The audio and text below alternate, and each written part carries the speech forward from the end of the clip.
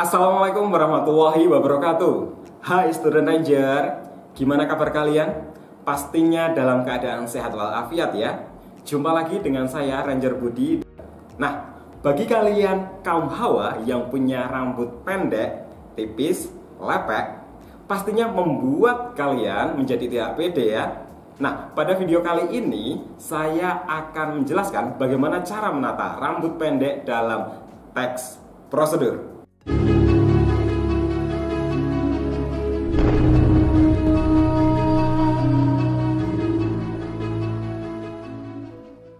Ini adalah salah satu teks prosedur. Dari teks ini kita bisa melihat dan bisa tahu bagaimana cara menata rambut pendek.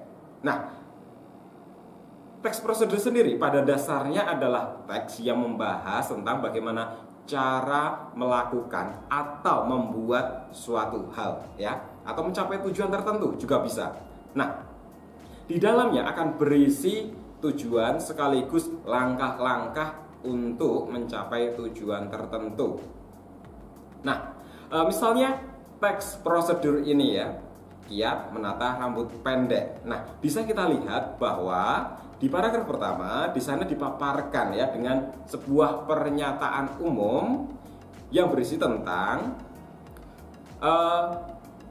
potongan rambut pendek atau model bob ini cukup digemari saat ini. Nah, di kalimat kedua di sana ada kalimat yang menyatakan bahwa berikut akan saya paparkan bagaimana cara menata rambut pendek ya. Dan berikutnya di bawahnya di paragraf berikutnya di sana ada beberapa langkah nih cara menata rambut pendek. Yang pertama yaitu dengan mengeringkan rambut dengan handuk. Nah, bagian yang kedua yaitu dengan memberikan serum ya atau styling ya, itu obat rambut. Kemudian bagian yang ketiga adalah melakukan blow dry ya. Blow dry itu memberikan pijatan dari akar rambut sampai ke ujung rambut. Dan bagian yang terakhir atau bagian yang keempat yaitu menambahkan volume dengan menggunakan, kalian bisa menggunakan catok maupun sisir yang berbentuk bulat ya, biar kesan rambut kalian itu agak bervolume dan tebal. Nah, dari situ kita bisa tahu bahwa dengan teks prosedur ini bisa membantu kita untuk mencapai tujuan tertentu sesuai apa yang kita inginkan. Bagian selanjutnya kita akan membahas tentang struktur teks prosedur. Bisa kita lihat, nah, dalam teks berikut ini. Nah, di sana dipaparkan ada gambar siapa? Nah ya, ada mantan saya ya, ada Dian Sastrowardoyo. Nah, dalam teks itu yang berjudul Kiat Menata Rambut Pendek, di sana kita bisa tahu di paragraf pertama kepopuleran model rambut pendek atau model bob saat ini.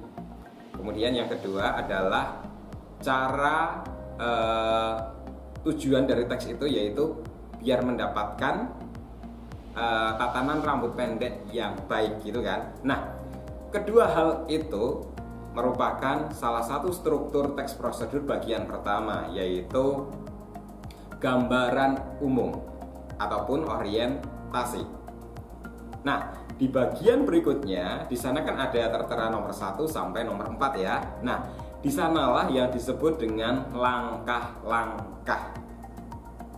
Nah, dari langkah pertama, dari memakai handuk, mengeringkan dengan handuk, sampai langkah terakhir yaitu menambahkan efek volume pada rambut ya. Itu adalah langkah-langkahnya. Jadi bisa kita simpulkan setidaknya ada 3 struktur dalam teks prosedur. Yang pertama adalah gambaran umum, di mana di dalamnya nanti kalian bisa mendapatkan nih pengantar terlebih dahulu tentang apa atau topik apa yang ingin dijelaskan dalam teks itu.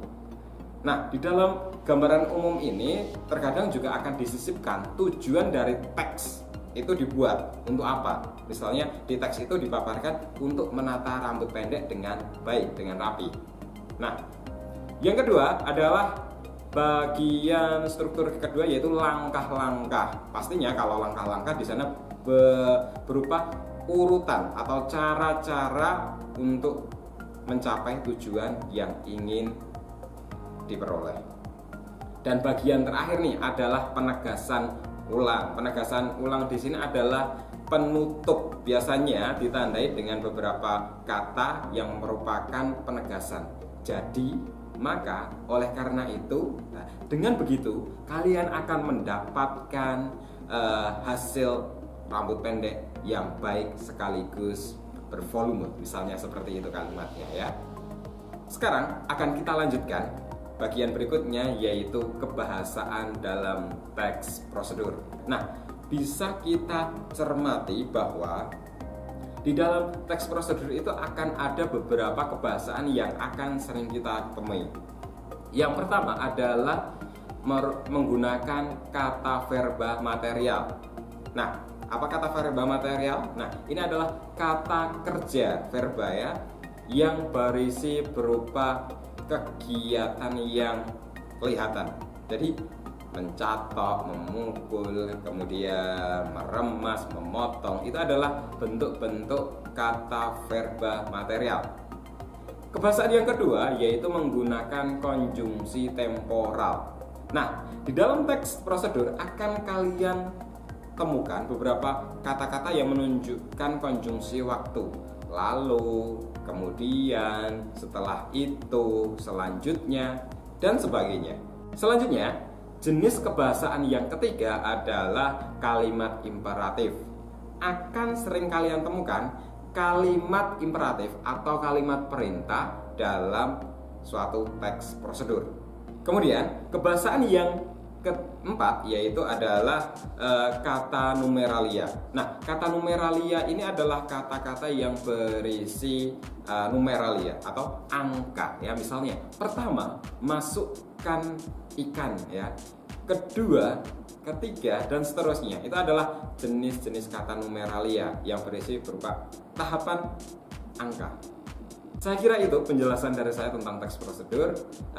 Mudah-mudahan bisa mencerahkan kalian dan bisa menambahkan wawasan kalian.